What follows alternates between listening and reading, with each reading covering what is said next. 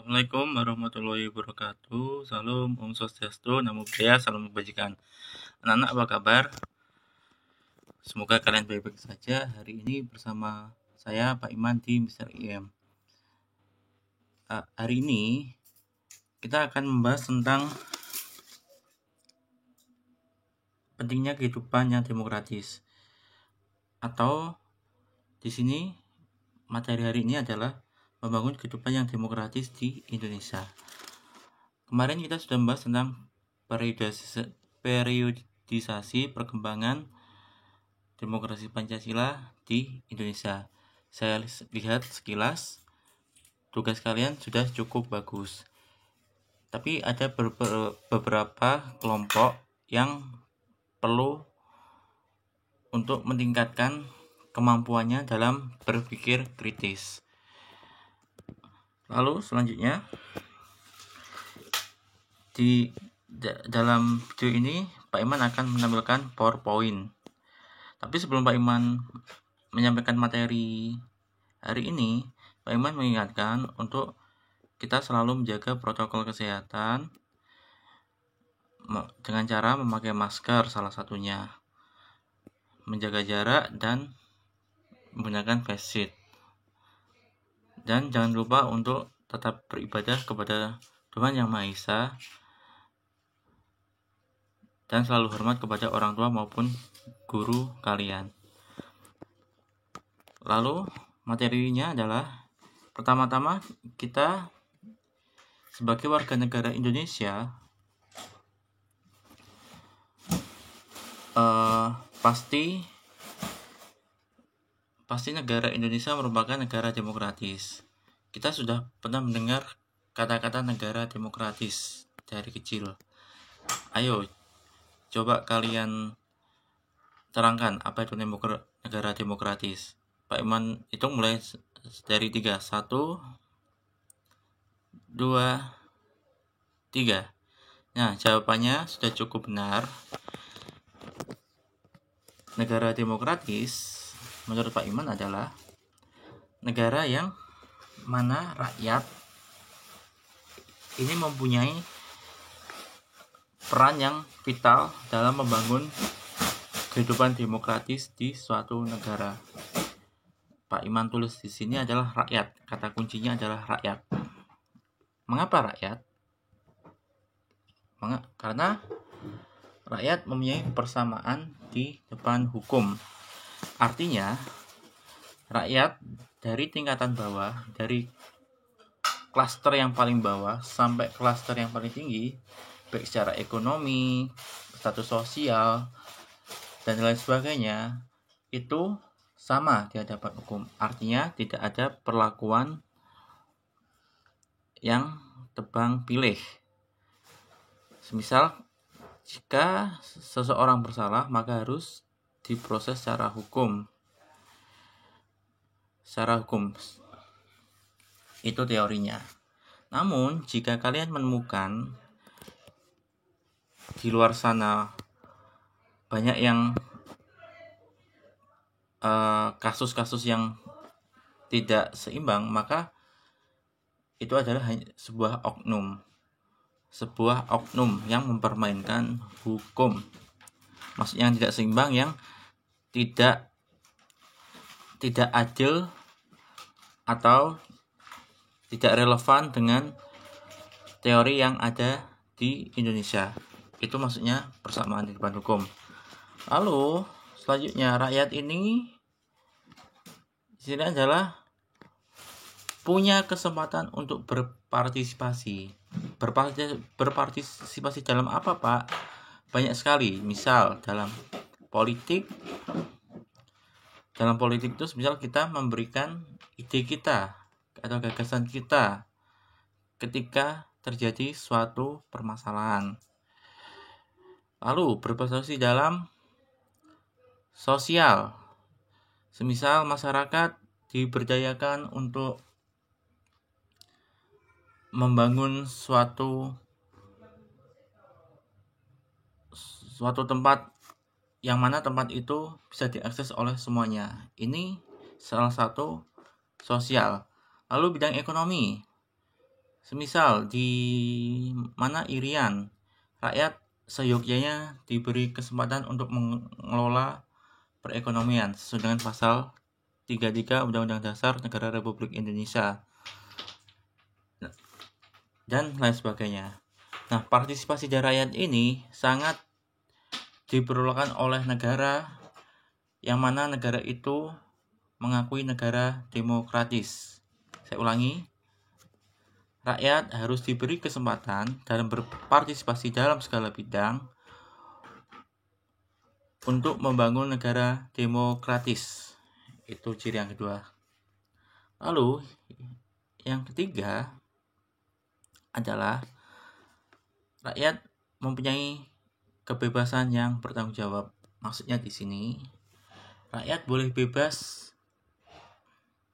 dalam menyampaikan pendapat, dalam menyalurkan aspirasi rakyat, tetapi hal ini haruslah bertanggung jawab. Maksudnya, bertanggung jawab di sini adalah tidak merugikan pihak lain. Semisal demo, saya beri contoh tentang demo. Apakah rakyat boleh demo? Boleh. Sesuai peraturan perundang-undangan, rakyat diberi kesempatan untuk demo. Tetapi bertanggung jawab. Maksudnya bertanggung jawab tidak merusak fasilitas umum, tidak membuat onar, tidak melukai pihak kepolisian, dan lain sebagainya. Inilah bentuk tanggung jawab rakyat ketika diberi kebebasan. Tetapi sekali lagi, jika di luar sana ada yang merusak, melukai, maupun membuat onar, itu adalah rakyat yang tidak bertanggung jawab. Dan lagi-lagi itu adalah oknum. Dan oknum ini sekali lagi tidak dibenarkan secara hukum maupun agama. Itu yang perlu kalian ketahui. Lalu selanjutnya adalah pendapatan yang rakyat. Maksudnya di sini rakyat haruslah diberi kesempatan untuk memperoleh pekerjaan sesuai dengan amanat Undang-Undang Dasar. Itu harus sesuai dengan diberi pekerjaan yang layak. Semisal di dalam pasal 3 Undang-Undang Dasar Negara Republik Indonesia tentang perekonomian, yang mana kewajiban perekonomian itu harus diberikan oleh rakyat. Maksudnya rakyat yang lebih banyak mengelola. Semisal tenaga kerja, Pak Iman beri contoh tentang tenaga kerja. Harusnya tenaga kita lebih banyak dilakukan oleh tenaga pribumi. Artinya orang Indonesia yang mengelola suatu aset negara. Semisal Freeport seyogyanya atau secara teori Freeport ini harus dikelola oleh rakyat, sehingga rakyat ketika sudah mengelola akan mendapatkan pendapatan yang layak, akan membangun perekonomian rakyat. Ketika rakyat sudah dapat pekerjaan yang layak, maka secara otomatis negara akan berkembang. Seharusnya negara itu harus memperhatikan rakyatnya. Rakyat ini apakah sudah diberi pendapat yang layak apa belum? Sudah diberi pekerjaan yang layak apa belum oleh negara? Itu yang harus dipikirkan. Jika negara itu menganut negara yang demokratis. Lalu selanjutnya, negara demokratis. Tadi kita sudah bahas ciri negara demokratis yang mana salah satunya harus berhubungan dengan rakyat. Negara demokratis ini dapat membangun kehidupan demokratis. Artinya, jika negara demokratis sudah sesuai dengan ciri-ciri yang Pak Iman sebutkan, maka akan terwujud kehidupan demokratis. Apa itu kehidupan demokratis? Kehidupan demokratis adalah kehidupan yang menjamin adanya kedaulatan rakyat, hak asasi manusia, serta persamaan di depan hukum, sehingga dapat terwujud masyarakat yang adil dan makmur berdasarkan Pancasila. Kehidupan demokratis ini ada di LKS sekalian halaman 42. Silakan dibaca sendiri jika materi saya ada yang kurang atau ada yang kelewatan. Nah, jika sudah muncul kehidupan demokratis, tentunya masyarakat itu atau rakyat itu dapat menerapkan perilaku demokratis. Perilaku demokratis seperti apa? Semisal, Pak Iman beri contoh, menghargai pendapat atau saran orang lain dalam sebuah rapat. Contohnya seperti itu. Lalu contoh kedua, bersedia atau berbesar hati menerima perbedaan. Itu contoh kedua. Pertanyaannya adalah yang menjadi PR kita semua, apakah kita termasuk atau sudah menerapkan perilaku yang demokratis? Itu yang harus kita pikirkan bersama. Kita tidak boleh mengakui atau memproklamirkan kita bahwa kita sudah menganut perilaku demokratis, melakukan perilaku demokratis. Perilaku demokratis tidak perlu diomongkan, tetapi dapat diwujudkan dengan suatu perilaku. Jadi tidak hanya sebuah omongan.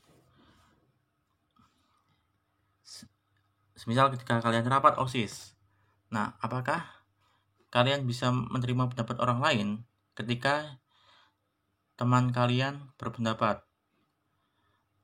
Itu yang harus kita pikirkan. Kita tidak boleh mempromulgasikan diri secara omongan, tapi kita haruslah mewujudkannya dalam suatu tindakan. Itu yang namanya seorang siswa yang hebat, siswa yang ksatria. Itulah yang Pak Iman harapkan dari kalian. Lalu dari kehidupan demokratis ini muncul suatu urgensi. Urgensi ini adalah suatu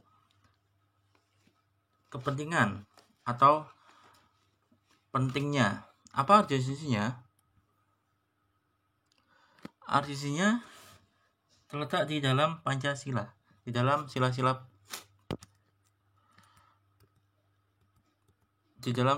Pancasila. Pancasila dari sila ke-1 sampai sila ke-5. Itu adalah urgensi yang ada di dalam kehidupan yang demokratis.